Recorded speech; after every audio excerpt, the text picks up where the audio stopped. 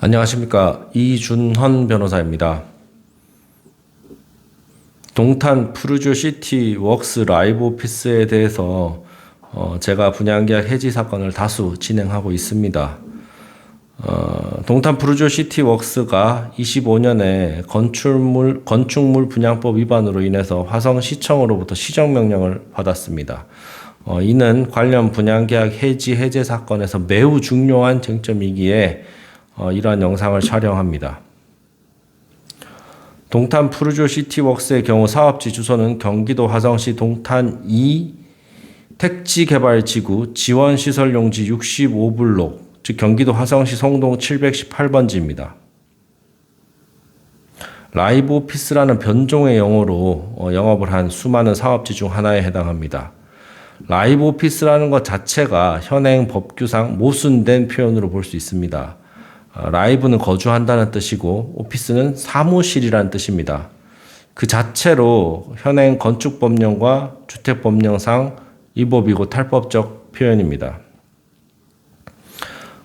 제 블로그에 여러 번 적었습니다만은 이러한 라이브 오피스라는 용어가 탄생할 수밖에 없었던 이유가 실제로 라이브 오피스는 법률적으로 지식산업센터입니다. 하지만 지식산업센터가 이미 전국적으로 포화 상태에 이르러서 공실이 많이 있기 때문에 지식산업센터를 새로 지으면서 그 이름을 지식산업센터라고 부르면 분양이 되기가 힘듭니다. 이것을 너무나도 잘 알고 있는 분양업자들이 지식산업센터를 지식산업센터라 부르지 않고 마치 별도의 유형인 것처럼 라이브 오피스라는 용어를 만들어낸 것으로 저는 생각하고 있습니다.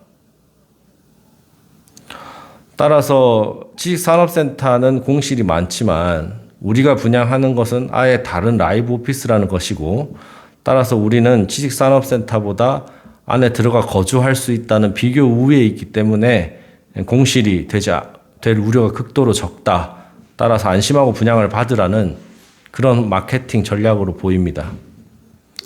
동탄 푸르조시티웍스는 화성시장으로부터 시정명령을 받았습니다.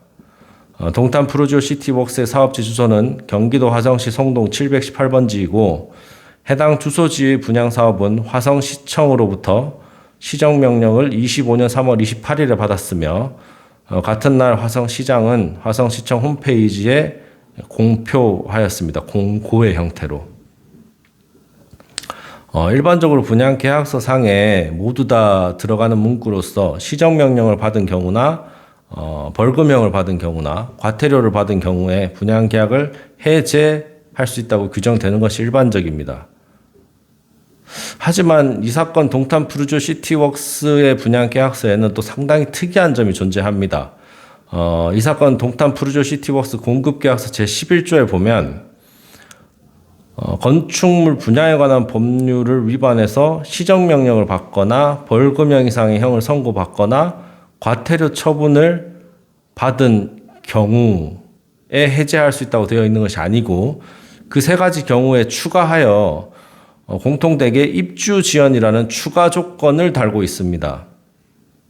하지만 건축물 분양에 관한 법률이라는 것이 존재하는 이유 자체가 시행사나 시공사는 매우 사회적인 강자고 분양을 받는 사람은 일반 시민이기 때문에 분양을 받는 사람을 보호하기 위해서 규정된 법입니다. 해당 법에 다양한 조항이 있습니다만 종합적으로 해석해 보면 건축물의 분양에 관한 법률 6조 사항에 의하면 분양사업자는 동조 사망에 따라 분양받을 자로 선정된 자와 분양계약을 체결하여야 하며 분양계약서에는 분양 건축물의 표시 등 대통령령으로 정하는 사항을 포함되어야 하고 건축물 분양에 관한 법률 시행령 9조 1항 제11호에 의하면 다음의 세 가지 경우에 분양받은 자가 분양계약을 해약할 수 있다는 사항이 분양계약서에 포함되어야 합니다. 첫 번째는 법 9조에 따른 시정명령을 받은 경우이고 두 번째는 법 10조에 따라 벌금형 이상의 형을 선고받은 경우이고 세 번째는 법 제12조에 따른 과태료 부과 처분을 받은 경우입니다. 이에 대해서 일부 하급심 판결이 벌금형 이상의 형을 선고받은 것으로는 부족하고 여러 가지 입주에 다른 악영향이 있는 경우로 제한 해석 해석한 판결들이 일부 있었습니다만 2025년 대법원 판결로 그러한 부가적인 조건이 없이 벌금형 이상의 형을 선고받았으면 당연히 이 위반에 해당하여 계약을 해약할 수 있다는 대법원 판결이 25년에 선고되었습니다.